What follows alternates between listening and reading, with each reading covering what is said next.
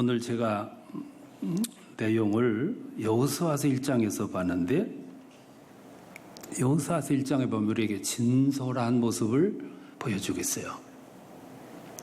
오늘 다른 생각하지 마시고 저를 쳐다보세요. 여기서 보면 성공의 길에 대해서 말씀을 해요. 사람들이 꿈이 하나 있어요. 모든 사람들이 꿈이 다 똑같아요. 그게 성공하는 거예요. 특별히 오늘 현대인들에게 성공은 우상입니다.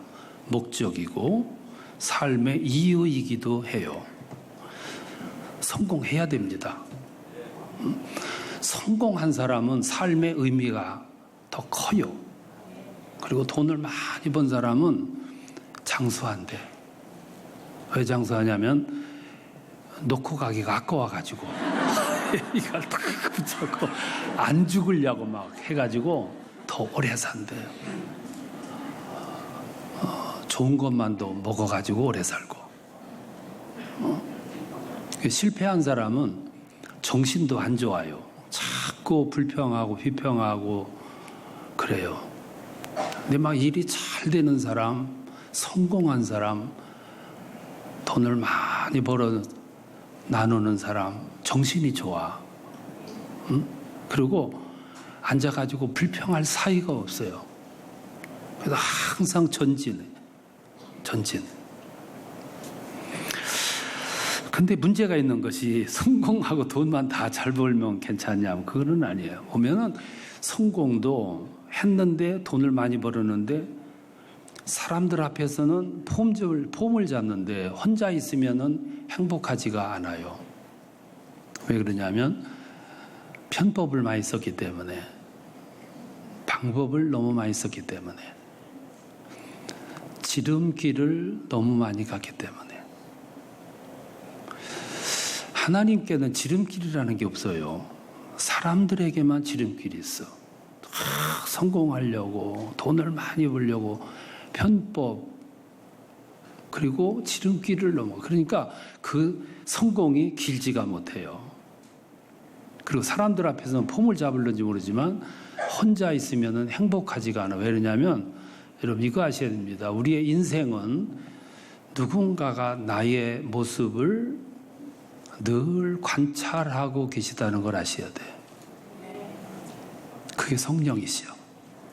그분이 늘 우리 살피고 관찰하고 계세요. 사람들 앞에서는 내가 성공하지 보여도 내 스스로 나를 보면 부끄러움이 있어요. 정당함이 없어. 그래서 성공은 하나님이 주셔야 되는 거지, 내가 만드는 거는 생명이 짧아요. 그래서 30년 전에 우리나라 100대 기업 가운데 오늘까지 생존한 비율은 15개밖에 없다고 그래요. 다 무너졌어요. 왜 무너지냐면은 너무 수단 방법을 썼기 때문에 생명이 길지가 못한 거예요. 성공은 그렇게 하는 게 아니고 성공은 하나님이 주시는 성공이어야 됩니다. 그래서 기도가 선행되는 거죠. 하나님이 주신 성공은 오래 가요. 오래. 성공에도 길이 있습니다. 어린아이가 아버지를 따라서 미국으로 이민을 갔어요. 이민을 가서 열심히 가난하기 때문에 일하면서 살아요. 근데 고등학교를 졸업할 때 젊은이에게 꿈이 생겼어요. 미국에서 살려면 성공해야 돼. 성공하려면 그냥 성공이 아니라 합리적으로 성공해야 되고 미국 사람들 주류 속에 들어갈 수 있어야 돼. 그래서 회계사가 되기로 작정을 해요. 그래서 공부를 해가지고 경영학과를 들어가요. 그리고 나중에는 회계사가 됩니다. 졸업을 하고 미국에 1, 2, 3, 4, 5위 하는 회계법인이 있어요. 근데 여기만 들어갔다 하면은 성공하는 거예요. 연봉도 많이 주고 사람들이 알아주고 주류 사이에 들어갈 수가 있어요. 근데 이 젊은이가 공부를 열심히 해서 회계사가 된 다음에 좋은 성적으로 회계사가 돼서 이 5위 회사에 원서를 다 넣었더니 다 합격을 했어요. 이런 경우는 흔치가 않겠지요. 그런데 욕심 같아서는 1, 2, 3위에 가고 싶어요. 근데 조건이 있어. 그게 뭐냐면 주일날도 출근해야 돼. 하루에 12시간씩 일을 해야 돼. 우리 가게는 옛날부터 할머니 때부터 주일 지키고 예배 드리는 것이 하나의 전통이고 삶인데 근데 주일을 지킬 수가 없어. 고민을 해요. 어떻게 해야 되나. 근데 이 꼴찌 5위 회사에 있는 인사 담당관이 전화가 왔어요. 만나자고. 이렇게 만나니까 우리 회사로 오라고 그래. 그러니까 젊은이가 1, 2, 3위 가려고 지금 하는데 고민이 생기는데 꼴찌 회사에서 오라고 그러니까 시큰둥하고 있는데 그거 그래요. 조건이 뭐냐. 그러니까 이 젊은이가 그래요. 내가 주의를 지켜야 되는데 주의를 지킬 수가 없어서 이 회사 못 가고 망설이고 있다. 그러니까 이 5위 회사 인턴 담당관이 그래요. 우리 회사로 오면 마음껏 예배 드릴 수 있게 해주겠다. 나도 크리스찬이라고 우리 회사로 오라고. 막 갈등을 해요.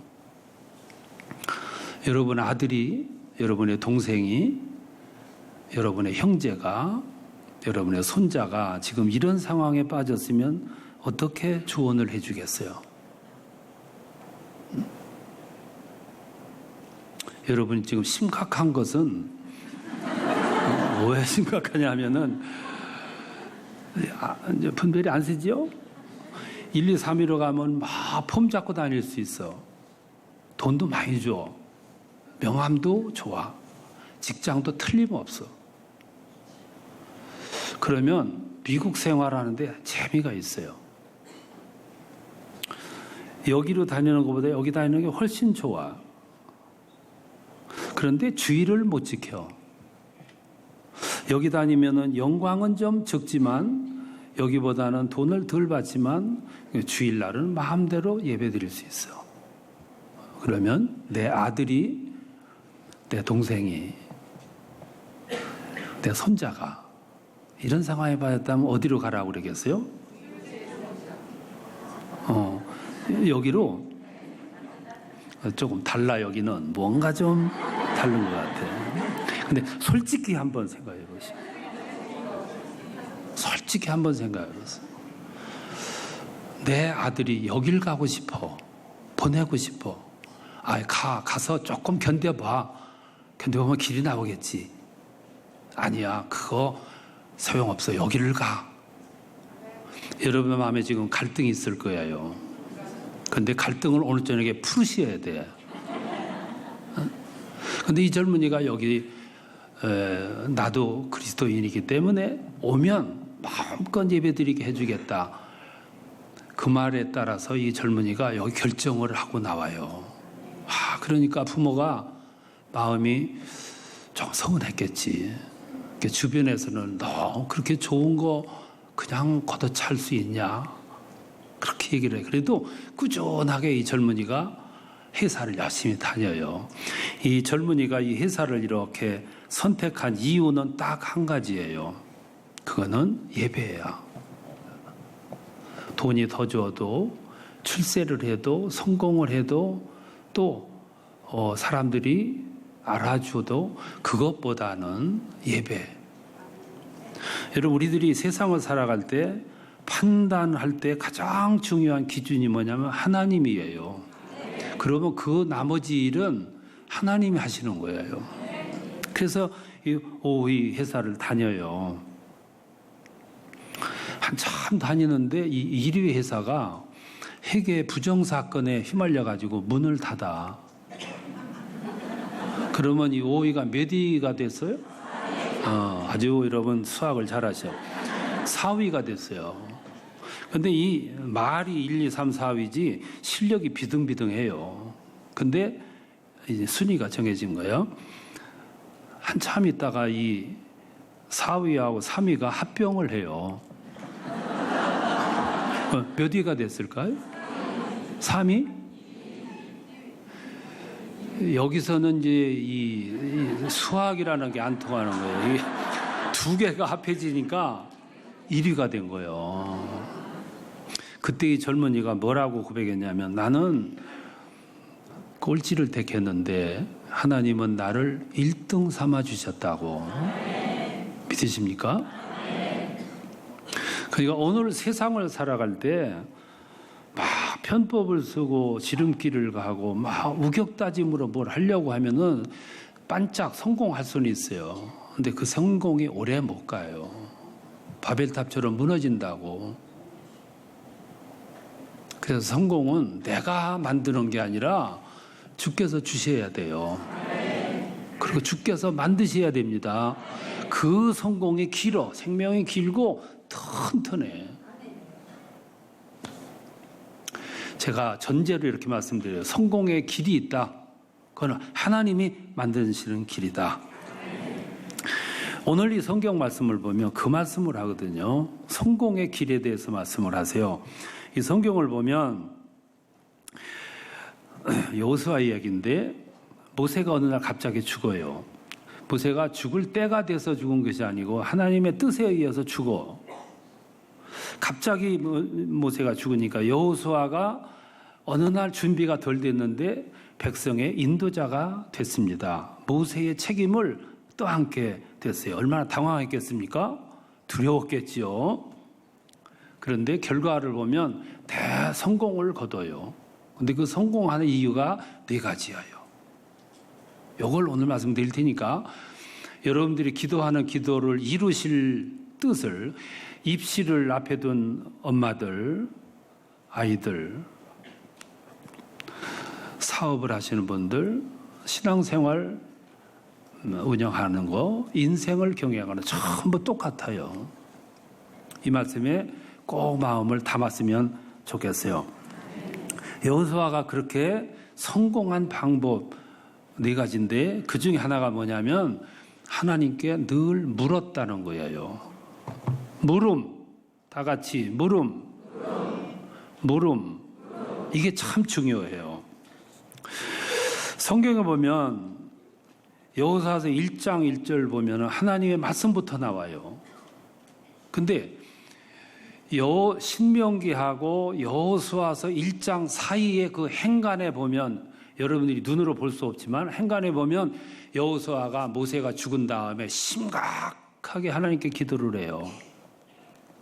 그 부분은 성경이 말을 안 해요. 여러분들이 발견해야 할 부분입니다. 여호수아가 모세가 위급할 때마다 하나님을 찾아가는 걸 보았어요. 위급한 일이 발생할 때마다 하나님께 찾아가서 묻고 기도하는 것을 시종이었던 여호수아는 늘 봤어요. 그래서 여호수아도 어려움에 직면했을 때 제일 먼저 하나님을 찾아가요. 그걸 갖다가 인턴십이라 그래. 여호수아는 모세를 따라다니면서 늘 배웠어요. 그 인턴십이죠. 그거를 보고 배웠어요. 그래서 여호수아가 신명기 1장에 보면, 여호수아 1장에 보면 심각하게 기도했는데 하나님으로부터 응답이 신속하게 왔어요. 그런데 그 응답이 2가지예요.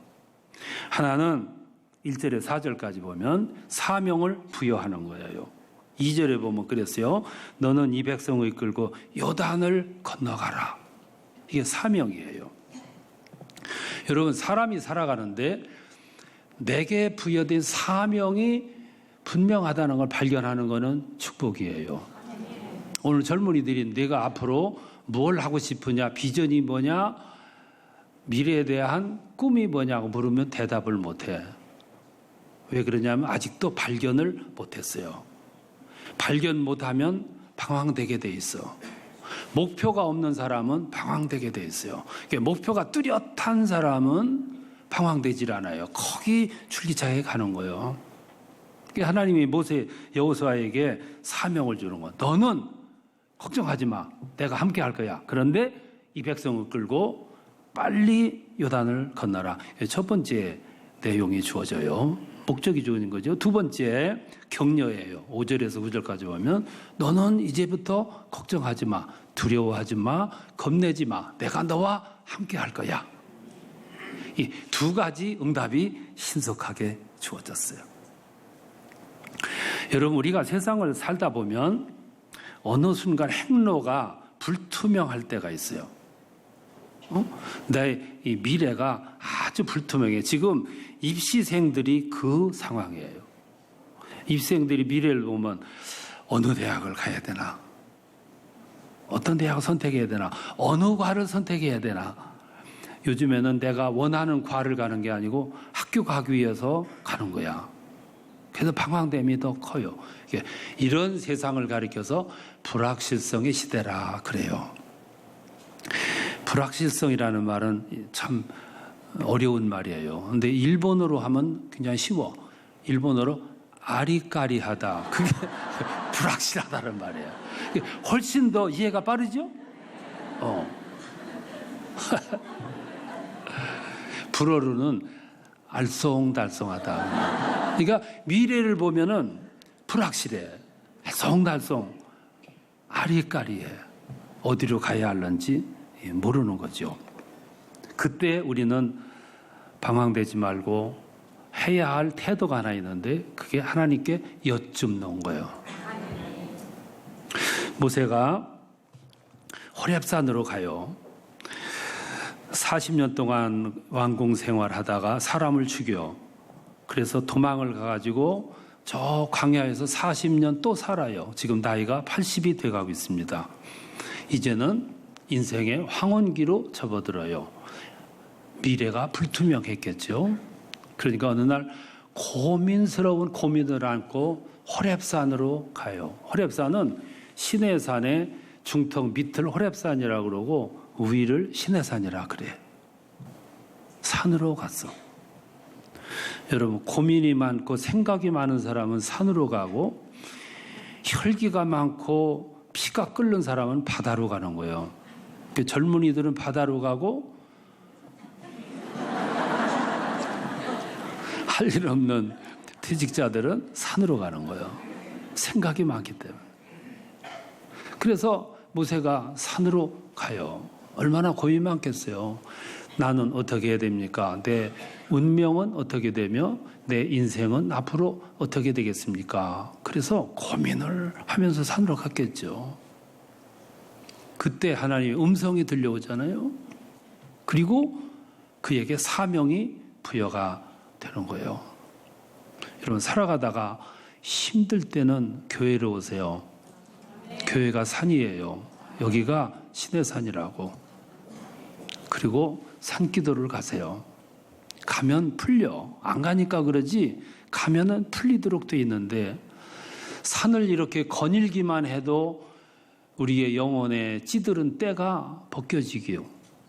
삭막한 우리 마음이 적셔짐을 받고 때 묻은 우리 영혼이 맑아지는 은혜를 입어요. 산을 하나님이 그래서 우리에게 주셨어요. 모세가 산을 향해 가요.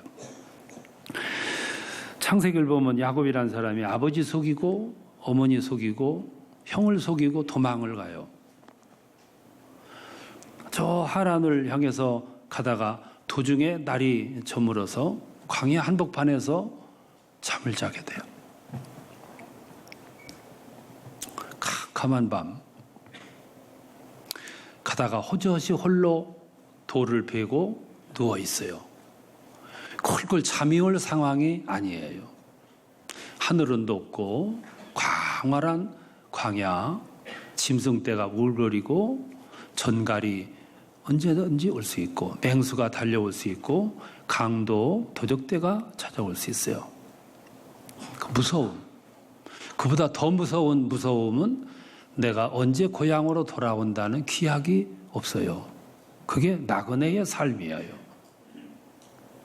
그 하염없이 누워가지고 괴로움에 그냥 턱 누워가지고 쿨쿨 잠자는 그런 입장은 아니에요. 그래서 돌아 누워가지고 팔베개를 하고 돌베개를 하고 고민했겠죠. 성경은 그런 표현을 안 해요.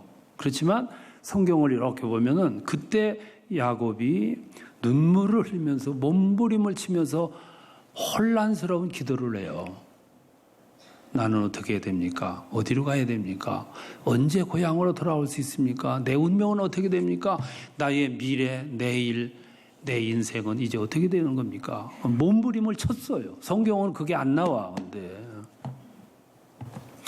그때 쿨쿨 잠잘 사람이 어디 있습니까? 젊은이가 얼마나 고민이 많았겠어요. 생전 처음 부모 곁을 떠났는데 그때 환상 속에서 하늘문이 열려요. 그리고 뭐가 내려와요? 이 부분부터 여러분 잘 생각해 보세요. 문이 열리더니 사다리가 이렇게 내려와. 사다리는 무엇하는 용도로 쓰이는 거지요? 올라가는 거죠. 그럼 보세요. 쫙 내려왔어. 그러면 성경에 보면은 천사가 오르락 내리락 했다 그랬어요. 이치로 따져보세요. 하늘에서 사다리가 이렇게 내려왔어. 그러면 천사가 내려와야 돼요? 올라가야 돼요? 응? 좀 큰 소리로 좀 얘기해 보세요. 천사가 순서적으로 올라가야 됩니까? 근데 성경을 보면 뭐라고 그랬어요? 오르락했고 내리락했고. 그 말은 무슨 말이냐면 내 눈이 안 보여서 그렇지 내가 그동안 혼자가 아니었다. 나는 혼자인 줄 알았는데 알고 보니까 혼자가 아니었다. 내 곁에는 내가 보지 못해서 그렇지 하나님의 천사들이 나와 함께하고 계셨다. 성경은 우리에게 굳이 그거 설명하려고 하네요. 성경을 연구하다 보면 그게 보여. 성령께서 여러분 오늘 시간에도 여러분 곁에 와 계시고 기도 들으시고 여러분들의 아픈 마음, 상한 마음, 멍든 마음, 외로운 마음, 가난 여러 가지 문제들 헤아리고 계신 줄로 믿으시기 바랍니다. 그걸 볼 수 있는 것이 신앙의 안목이에요. 얼마나 소중한 은혜입니까? 여러분, 기도 중에서요, 가장 진지한 기도가 장래를 위해서, 미래를 위해서, 나의 인생을 위해서 기도하는 기도예요. 오늘 입시를 앞에 둔 젊은이가 저녁마다 나와서 엎드려서 하나님을 향해서 내 미래는 어떻게 해야 됩니까? 어디로 가야 됩니까? 하고 기도한다면 그 기도가 얼마나 무게가 있는 기도겠어요. 물론 도서관도 가야 되고 도서실로 가야 되지만 조금 시간 내서 학교 가는 동안에 먼저 들려서 아침에 기도하고 갈 수만 있다면 조금 일찍 돌아와가지고 기도하고 집으로 갈 수 있다면 하나님은 그 젊은이의 미래를 어떻게 인도해 주시겠어요? 어떤 처녀가 기도했어요. 나에게 이런 배우자를 주세요. 가슴이 넓은 남자를 주세요. 그 남자는 가슴이 넓어야 돼. 가슴이 좁아가지고 생각이 쫀쫀하면은 평생 사는데 길어와. 넓은 남자를 주세요. 두 번째, 나 미국 가 살고 싶어요. 미국 가 살 수 있는 생각을 가진 남자를 주세요. 세 번째, 예수를 잘 믿는데 시어머니는 집사 시어머니를 만나게 해주세요. 그랬어요. 권사님 말고 집사님 시어머니. 그런데 어느 날 손을 받아 딱 미팅을 했는데 세 가지 조건이 딱 맞은 거야. 보통 처녀들이 기도를 안 해요. 그런 기도를 안 한다. 어떻게 그런 기도를 하냐고 그러는데 그러니까 아무나 만나는 거예요. 그러니까 응? 얼마나 진지합니까? 나의 미래 장래 어떻게 할 겁니까? 주님, 하나님이 주신 인생을 어떻게 살아야 됩니까? 아니 젊은이들에게 그 기도보다 더 소중한 기도가 어디 있어요? 오늘 여러분들 입시를 위해서 기도하신다는데 나는 입시생들이 조금 공부를 시간을 줄여서라도 아침 저녁으로 와서 기도할 수, 잠깐이라도 기도하고 가고 올 수 있다면은 아마 그 젊은이의 생각은, 마음의 중심은, 영적 상태는 건강하다고 봐요. 틀림없이 하나님이 인도해 주실 줄로 믿습니다. 그게 중요하거든요. 그러니까 여호수아가 보니까 모세가 어려움 당할 때마다, 아픔을 당할 때마다, 힘겨운 일을 만날 때마다 하나님을 찾아가는 것을 보았어요. 여호수아도 자기가 어려움에 직면하게 되자마자 하나님을 찾아간 거예요. 그랬더니 신속하게 응답이 줬는데 두 가지예요. 갈 길을 인도하시고 격려, 용기를 주신 거라 이 말씀입니다. 물음, 이게 첫 번째예요. 두 번째, 여호수아의 위대한 게 하나 있는데 그게 뭐냐면은 어려운 순간에 물었다면은, 두 번째, 무기를 의존하지 않고 말씀을 꽉 잡았다는 거예요. 이게 승리의 요인이에요. 여호수아가 하나님으로부터 계시를 받아요. 너는 이 백성을 이끌고 요단을 건너라. 그리고 두려워하지 마. 내가 너와 함께 할 거야. 그러니까 그 말씀을 듣자마자 백성들 추스려 가지고 요단을 건너요.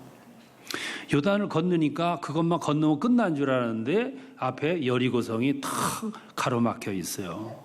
여리고성을 무찔러야 돼. 근데 그 성은 굉장히 단단한 성이에요.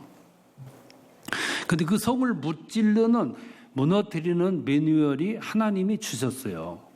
하루에 한 바퀴씩 돌아라. 일곱째 날에는 7바퀴 돌아라. 그리고 마지막에는 함성을 질러라. 이게 3가지예요. 그래서 여호수아가 그 말씀 그대로 해요. 첫날 한 바퀴 돌았어요. 두 번째 날 한 바퀴 돌았어요. 세 번째 날 또 한 바퀴 돌았어. 그럼 마지막까지 그 사람들이 아무 소리 않고 따라왔겠어요? 안 그래요. 3일째 돌았을까? 그때 그를 따르던 많은 사람들이 말하기를, 아니 이 금성 철벽 여리고성이 이렇게 가지고 무너집니까? 아니 가 싸워야지. 창 들고 가서 부숴야지. 아니 이렇게 돌다고만 무너집니까? 이러는 거예요. 그러니까 이 지도자는 여기저기서 막 말이 많으면 흔들리게 돼 있어요. 지도력이. 혼돈이 오게 되고. 여러분, 목사님 자꾸 이래라 저래라 하지 마세요. 흔들려요. 혼돈이 오고. 막 이게 좀 이렇게 기도하면서 가고 있는데 자꾸 옆에서, 아니 그렇게 하면 무너집니까? 또 가서 싸워야지. 그게 흔들리는 거죠. 응? 그런데 여호수아가 6장 9절에 보면 천치의 흔들림이 없이 그대로 해요. 첫째 날, 둘째 날, 셋째 날, 넷째 날, 다섯째, 여섯째, 일곱째 날 마지막까지 돌아요. 그리고 함성을 질렀더니 그대로 무너지는 거예요. 하나님이 주신 매뉴얼 그대로 믿어요. 여러분, 오늘 이 시대에 사람들이 왜 조금만 일만 나가면 막 흔들리고 교회가 조금만 시험 들면 흔들리는지 아세요? 말씀이 없어서 그래요. 성경책 이렇게 들어보죠. 들어봐요. 들어봤는데 이게 10년 들고 다녔는데도 새 거야. 그거 뭘 얘기하는 거예요, 그거? 아니, 그러고도 묵직한 신앙 가지려니 생각하는 거예요? 오늘 교회가 성경 말씀이 없어, 말씀이. 그러니까 조금만 시험이 오면 흔들리는 거야, 흔들리는 거야. 우리의 신앙이 무게가 없어요, 무게가. 말씀에 무게가 없으니까 조금만 뭐가 있으면 막 인생이 흔들리고 마음이 흔들리고 신앙이 흔들려가지고 이게 긴가민가 흔들려요, 흔들려. 거기서 무슨 기적이 일어나요, 기적이. 오늘 현대인들은 바빠, 뭐 하는지 바빠. 가만히 보면 바쁘고 하는 것도 없으면서 그렇게 바빠. 근데 말씀을 이렇게 대할 시간이 없는 거예요, 없는 거예요. 어느 집에 신방 가니까 그래서 여기가 이렇게 누워있는데 여기 먼지가 앉아가지고 뽀얗더라고. 그래서 아무도 안 볼 때 여기다가 지옥 이렇게 써놨어 내가. 나중에 그거 보고 섬뜩했을 거야. 그 말이 되냐고요. 그러고도 주일날은 그래서 찾아오는 거 보면 용해. 그 믿음 가지고. 관심이 없어 그래요. 요즘에 관심이 딴 데가 있어, 딴 데. 말씀에 관심이 없어. 여기 손이 안 가는 거예요. 관심이 없으면요, 읽어도 이게 생명의 말씀이라고 골수를 쪼갠다고 말은 하면서도 쪼개긴 뭘 쪼개. 무슨 힘이 있어가지고 쪼개냐고요.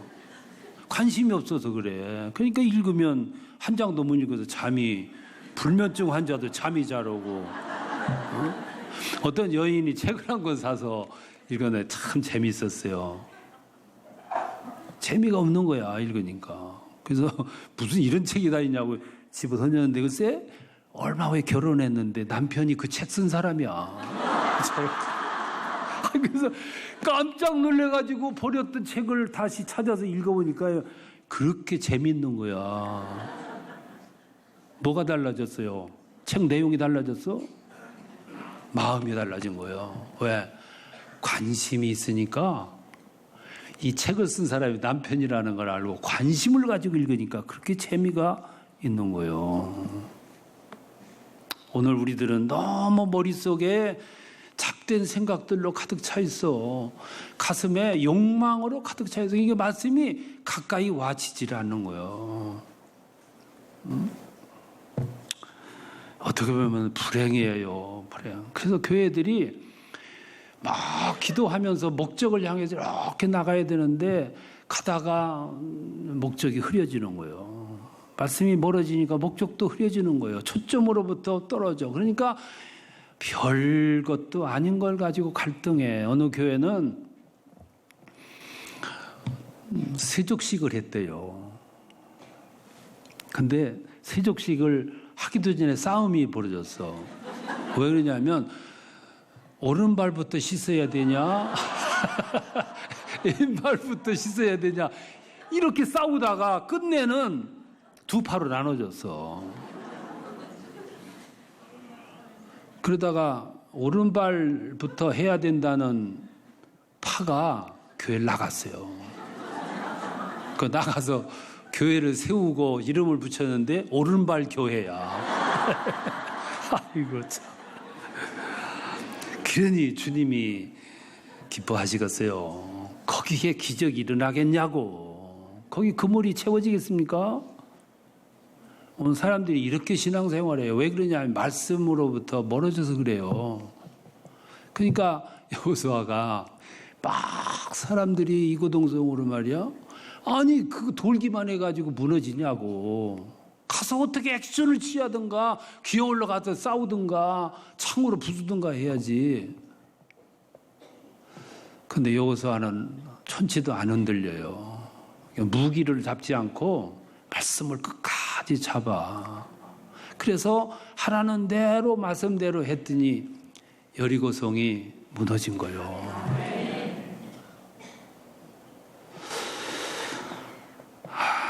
오늘 참 드리고 싶은 말씀이 많아요. 말씀들이 없으니까 교회들이 본질을 가지고 뭘 논의하는 하는 게 아니라 비본질 가지고들 싸워요. 주님이 슬퍼하시는 거예요. 막 성령의 역사가 일어나고 치유의 역사가 일어나고 회심의 역사가 막 일어나고 부흥의 역사가 일어나야 되는데 비본질 가지고 싸우느라고. 어느 교회는요, 교회가 이제 좁으니까 그랬지 피아노가 여기 있었어요, 앞에.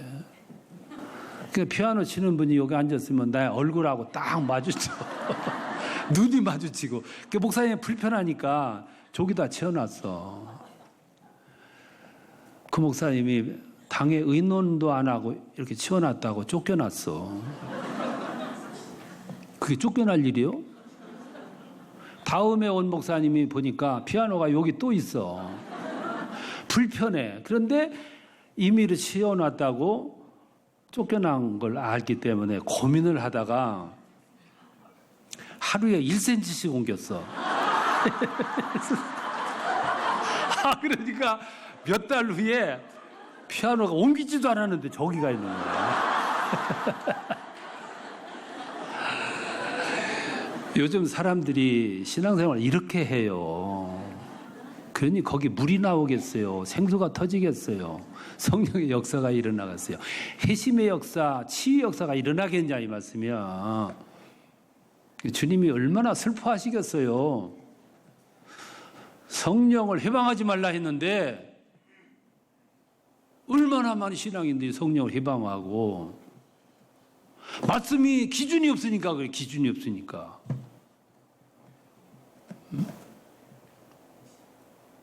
오늘 세상이 이러니까 세상 교회들이 지탄받고 포레지 소금처럼 밟히고 욕먹고 가볍게 보이고 무게를 잃어버리고, 참 불행한 거죠. 그러니까 여호수아가 먼저 여쭤서 말씀 주시니까 그걸 붙잡고 누가 뭐라고 해도 끝까지 그 말씀을 붙들고 나가. 무기 안 잡아.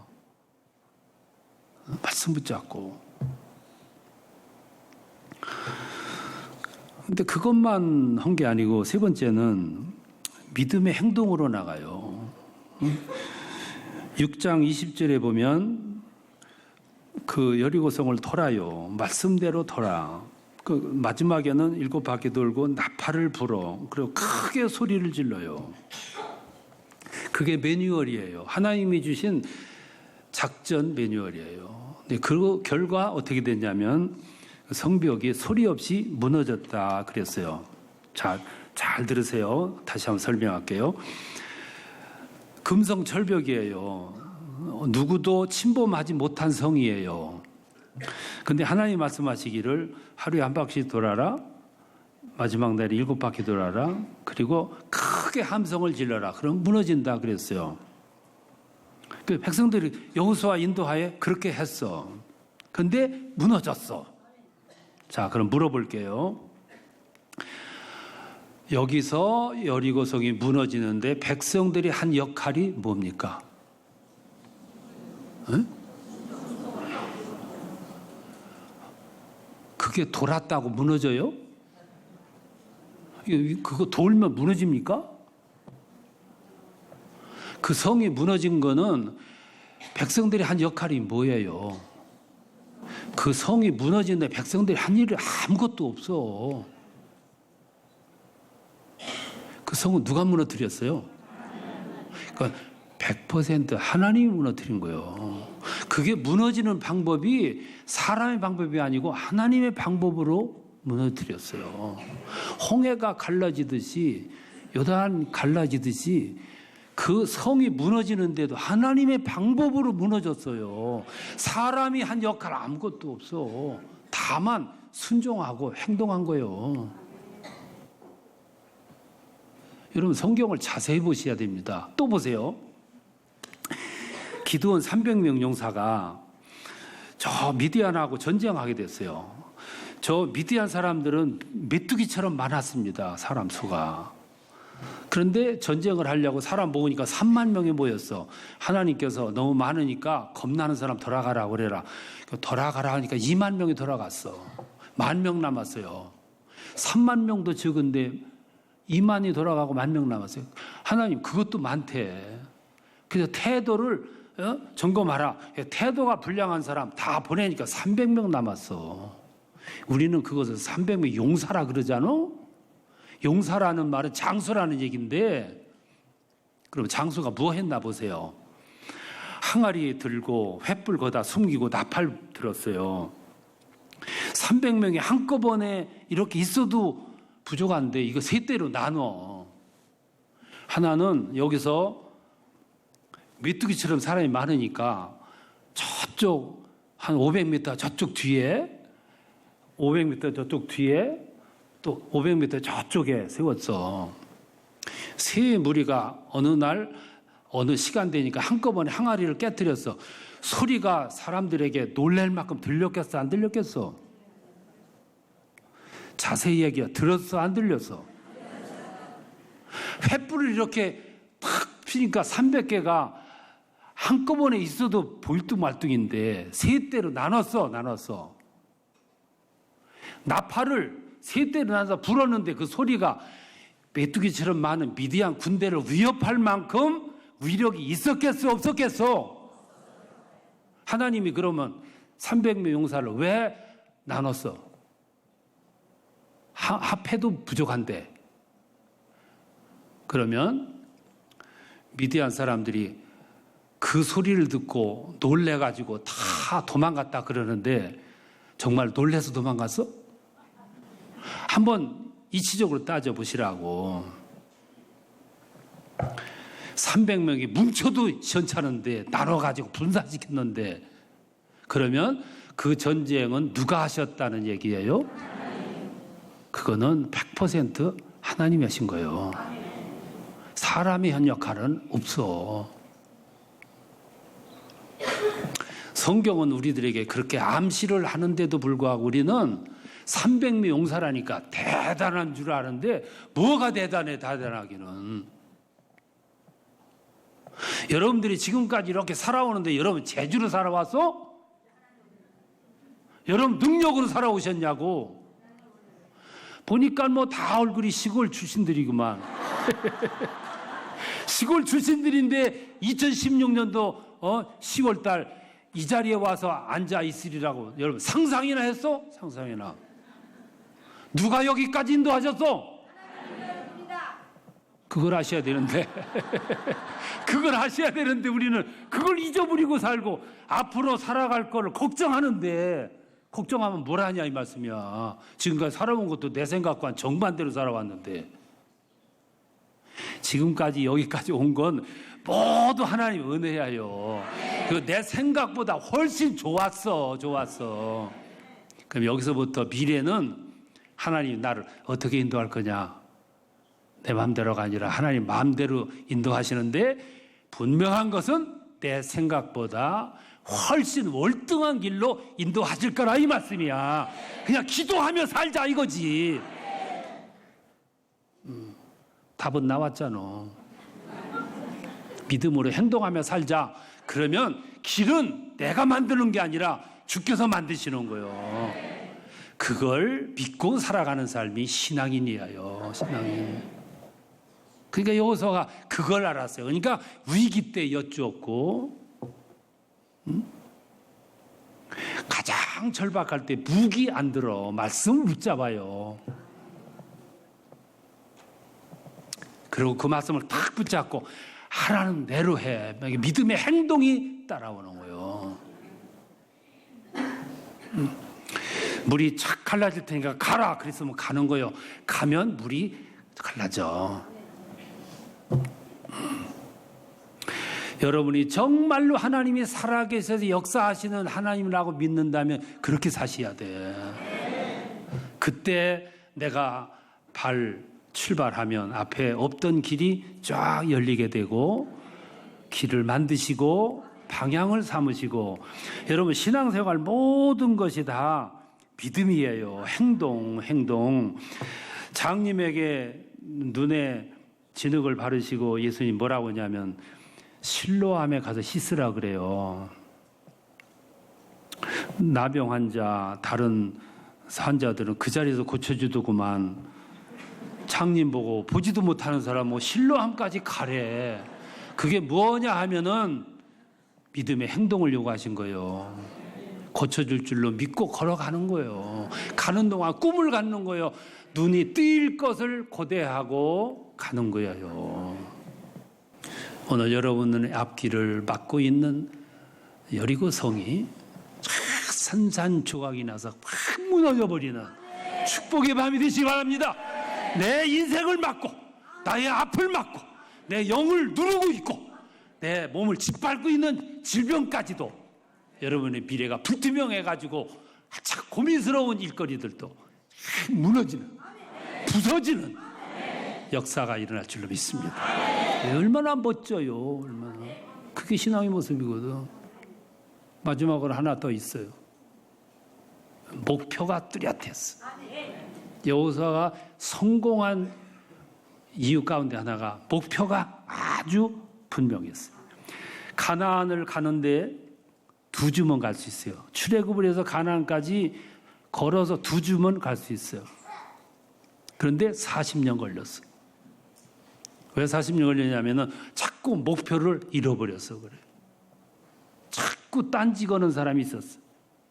자꾸 애굽으로 돌아가자고 하는 사람이. 이게 자꾸 목표가 흔들려. 그래서 2주면 갈 수 있는 길을 40년 걸렸어요. 항상 뭘 하려고 하면은 딴지 거는 사람이 있어요. 교회도 보면 뭘 좀 하자 그러면 반대부터 해요. 12정탐꾼 가운데 10사람이 딴지를 걸은 거예요. 목표가 흔들려. 거기 가기 위해서 여기까지 왔으면서도 불가능이래. 불가능. 그래서 백성들이 그날 밤에 여러분 피눈물을 흘리잖아요.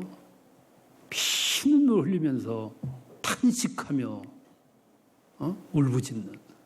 누가 백성들의 눈에서 피눈물을 흘리게 만들었어? 누가 그들에게서 꿈을 뺏었냐 이 말씀이야. 여기만 가면 되는 줄 알았는데 불가능하다고 얘기를 하니 백성들이 꿈이 산산조각이 나는데 왜? 목표가 흔들리는 거예요. 가나안은 목표인데 목표가 잃어버리니까 혼동할 수밖에 해요. 혼동할 수밖에. 그보다 더 큰 문제가 있어요. 그게 뭐냐면 가나안을 잊어버리는 거예요. 천국을 잊어버려. 잊어버리면 혼돈이 오는 거예요. 아이고, 얼마 전에 목사님하고 얘기를 하는데 그 목사님의 교회가 옆에 절도 있고 옆에 천주교도 있어. 그래서 이 세 지도자가 교류를 하는 거예요. 교회에서 성탄절 할 때는 스님도 오시고 절에서 행사할 때 목사님도 가시고. 근데 한 번은 절에서 행사 있어서 갔더니 막 깜짝 놀란 거예요. 왜 놀랐냐면 요즘에 몇 달째 안 나와서 궁금했는 집사가 거기 와 앉았더래. 거기 가서 앉았더래. 그 모습을 보고 얼마나 기겁을 했고 지금까지 해온 목회가 그냥 무너지는 것 같은 아픔을 느끼는.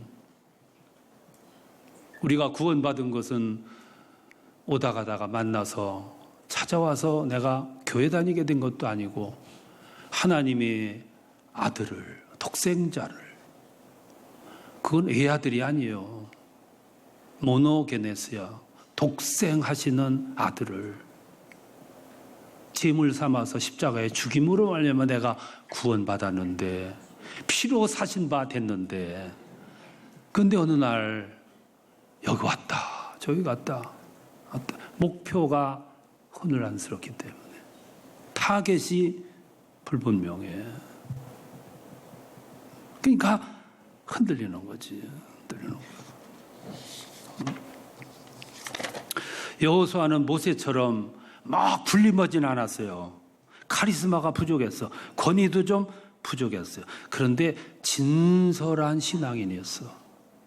완전 하나님께 물었어. 그리고 위기 때 사람들이 막 웅성웅성할 때 무기를 잡을 그게 인간의 생각일 때 그걸 확 버려버리고 말씀을 확 붙잡아요. 그리고 그 말씀이 주는 능력에 따라 행동으로 막 질주해 나가. 왜? 목표가 분명했기 때문에. 그러니까 승리하는 거지. 모세도 위대하지만 나는 모세 될래 여호수아 될래 하면은 여호수아 되겠어. 모세는 가나안도 못 가고 죽었어. 이 다음에 우리가 천국을 잃어버린다면 우리가 100세를 산들 무슨 소용이 있겠어. 세상에서 영화, 부귀영화를 누린다 한들 무슨 소용이 있겠어. 여러분 앞에는 가나안이 있습니다. 천국이 있습니다. 그 천국을 목표로 두면 오늘 현재 좀 힘들고 아프고 미래가 불투명하다 한들 그 문제가 아닌 거예요. 묵직한 영적 믿음을 가진 사람은 흔들림이 없어요. 여러분 저 산꼭대기에 놓여 있는 큰 바위는 숱한 역사의 풍상이 지나가도 여전히 그 자리에 듬직하게 놓여 있는 거예요. 여러분의 믿음이 묵직해가지고 삶이 우리를 괴롭히고 우리를 실망시키고 우리 앞에 홍해처럼 요단처럼 여리고처럼 우리 앞을 짓누르고 있어도 그걸 건너뛸 수 있는 그런 믿음의 사람들이 되시기를 바랍니다. 그 목표를 잃어버리면 우리는 이 생에 목표를 두게 돼요. 저 목표를 잃어버리면 여기에 목표를 두고 살게 돼요. 그래서 오는 사람들이 전부 이 생에 목표를 두고 살아요.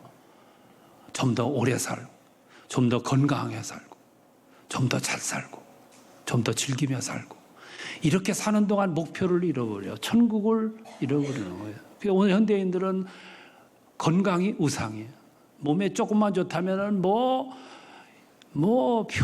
요란 떨어, 못 먹는 게 없어. 별걸 다 잡아다 먹어. 응? 한국 사람이 아담과 하와가 한국 사람 같았으면 절대로 선악 안 따먹어요.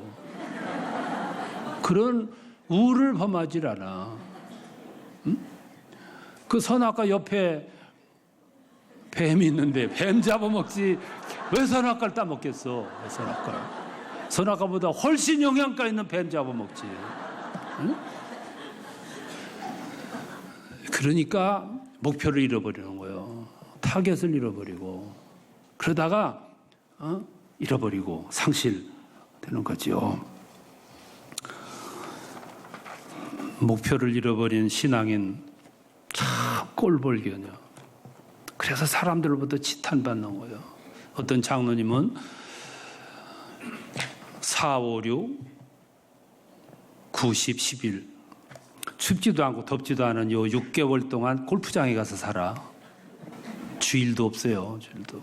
매일 6달은 저 골프장에 가서 살아.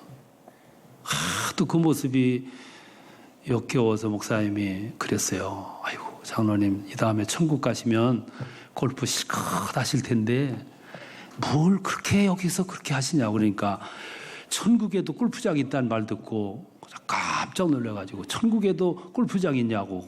있지요. 다음에 만날 때 꼭 좀 확인 좀 해주세요. 다음에 만났어요. 그거 확인하셨습니까? 뭘 그러세요? 천국에 골프장이 있는 거 확인하셨냐고. 했지요. 어떻습니까? 내가 확인해 보니까 다음 토요일 날 장로님 이름으로 부킹돼 있더라고.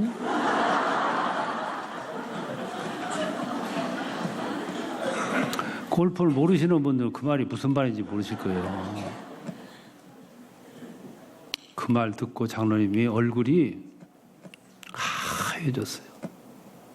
순간 밀랍처럼 굳어버렸어. 충격이 왔어요. 그리고 다시는 골프장에 안 갔대. 가끔 가도 괜찮아요. 근데 장로가 돼가지고 목표를 잃어버렸기 때문에 목표를 잃어버리면 혼동이 와요. 먼저 할 것, 나중에 할 것, 혼동이 온다고요. 그러니까 세상에 밟히는 거예요. 세상에서 버려지는 거예요. 그러다가 인생에 어려운 문제가 오면 막 흔들려. 영적 말씀에 무게가 오기 때문에 불행한 거지. 오늘 여호수아를 생각해 보시기 바랍니다. 여러분의 삶이 어려울 때마다, 문제에 부딪혔을 때마다 여호수아를 생각하세요. 그는 그때 무릎을 꿇고 하나님께 여쭸어. 그리고 응답을 받았어요. 그 응답을 받은 걸 흔들림이 없어요. 그 말씀을 꼭 붙잡고 가요. 목표를 분명히 했어요. 그때 가는 곳마다 물이 갈라졌고 여리고성이 무너졌고 아이성이 무너졌고 그리고 백성들 다 데리고 저 가나안 땅에 들어가서 다 분배하고 자기 인생을 다 살고 부름받았어요. 이번 기도회 20일 동안 여러분 기도 제목 하나도 남김없이 다 이룰 수 있기 바랍니다. 응답 받으시기 바랍니다. 길이 훤히 열리시길 바랍니다. 큰 무거운 짐 내려놓으시기 바랍니다. 치유의 역사가 일어나길 바랍니다. 하나님으로부터 뜨겁게 안수 받으셔서 여러분 인생이 황금과 같이, 정금과 같이 목사님과 함께 교회, 여러분 천국의 생활, 주님을 선포하고 나가서 복음을 전하고 일생을 헌신 생활하고 그리고 늘 찬양하며 살아가는 축복이 있으시기를 축원합니다.